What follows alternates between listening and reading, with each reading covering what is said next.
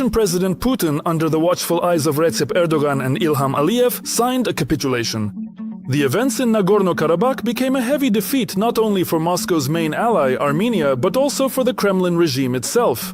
This unpleasant but inevitable news cannot be drowned out by the nightingale-like trills of Russian propagandists about so-called peace. It is this so-called Russian peacekeeping contingent that will now bring peace to the Caucasus. By the way, it's hard to even call Russians peacekeepers with a straight face. The Russian Federation, which continues its aggressive actions against Ukraine, including the temporary occupation of Crimea, the city of Sevastopol, and certain areas of Donbass, has neither legal nor moral grounds to call its military units now deployed in the Nagorno-Karabakh region peacekeepers. The ongoing occupation by Russia of parts of Georgia's sovereign territory also calls into question the effectiveness of Russia's peacekeeping role in the South Caucasus region. The Russian Federation has never brought peace anywhere, although in this particular case the Russians simply lost. The so-called peacekeeping contingent is just putting on a brave face in a losing situation.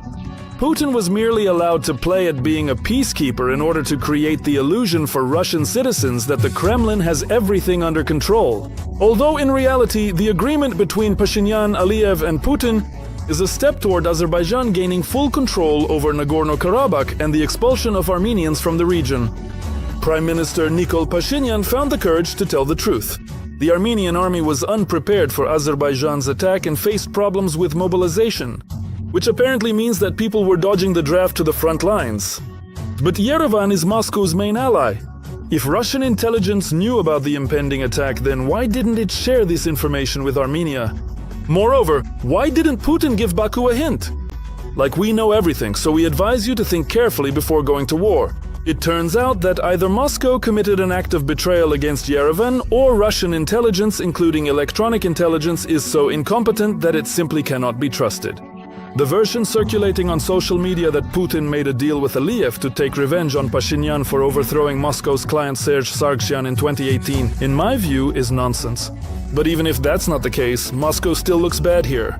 It turns out that Putin, for the sake of personal revenge, knocked out the main ally under the Collective Security Treaty on whose territory, in a region crucial from Russia's perspective, a Russian military base is located.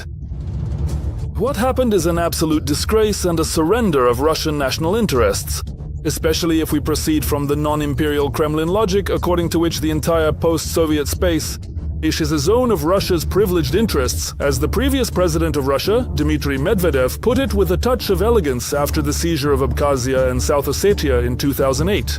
Dmitry Medvedev, the previous president of Russia. After that August war, Russia undoubtedly regained its status as the main enforcer in the Caucasus, and indeed throughout the entire post-Soviet space. This title was further cemented in 2014 in Ukraine. But today, something is going wrong for the Russians. Maybe the economic sanctions have finally had an effect, or maybe it's the overall global situation plus the pandemic, or maybe the old man is just tired. But it all started in Syria, when Putin made concessions and halted the Syrian-Iranian-Russian offensive in Idlib in September 2018. Russia backed down, and in response to Erdogan's threat, who warned that if Moscow didn't stop Damascus, he would start a war against Syria, Russia halted the offensive, afraid of Turkey's threats. Erdogan understood very clearly that Moscow could be challenged and that the Kremlin was no longer particularly willing to demonstrate strength in defending its national interests. And if it backs down in Syria, then perhaps it will back down in the Caucasus as well. And in September 2020, Recep Tayyip Erdogan decided to test his theory. And once again, he was right. Putin capitulated here as well. So to speak, he suffered a defeat on his own turf. Today's Russia is too weak to enter into an open war. And Aliyev and Erdogan demonstratively put Putin in his place. Assessing what is happening, any interested player, first and foremost Turkey and China, will conclude that in this very region it is now possible to wage and win wars without facing sanctions from Moscow. Another important conclusion for Russia's allies, especially those in the CSTO, the Collective Security Treaty Organization. An alliance with the Russians does not guarantee anyone protection from any troubles. But that's for those who still haven't figured it out yet, after what the Kremlin did to Ukraine in 2014. Moreover, much has also become clear about the much-praised modernization of the Russian armed forces, so often lauded by Sergei Shoigu and the TV channel Zvezda. The Armenian armed forces trained by the Russians. They were defeated by the armed forces of Azerbaijan, who were trained by the Turks and Israelis. In other words, a 20th century army lost to a 21st century army. Basically, there are no more illusions about the combat capability of the Russian military. None at all. It's simply laughable. Just take the recent incident of a mid-air collision during a training dogfight, for example.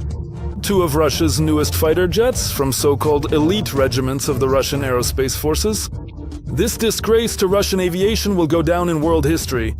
The Kremlin's geopolitical games have led to Erdogan's Turkey, with its authoritarian regime and global ambitions, a serious and lasting presence. It has come to the Caucasus, which until just yesterday Moscow considered almost its own backyard. Turkish influence was kept at bay by the Tsars, general secretaries, and even Yeltsin, whom die-hard Russian patriots always called a capitulator. The dreams of the Ottoman sultans have come true under Putin. On November 10th, Russia voluntarily submitted a statement renouncing its status as an influential power. The best confirmation of this? The note from the Azerbaijani Foreign Ministry regarding the downed Russian helicopter, written in the following style.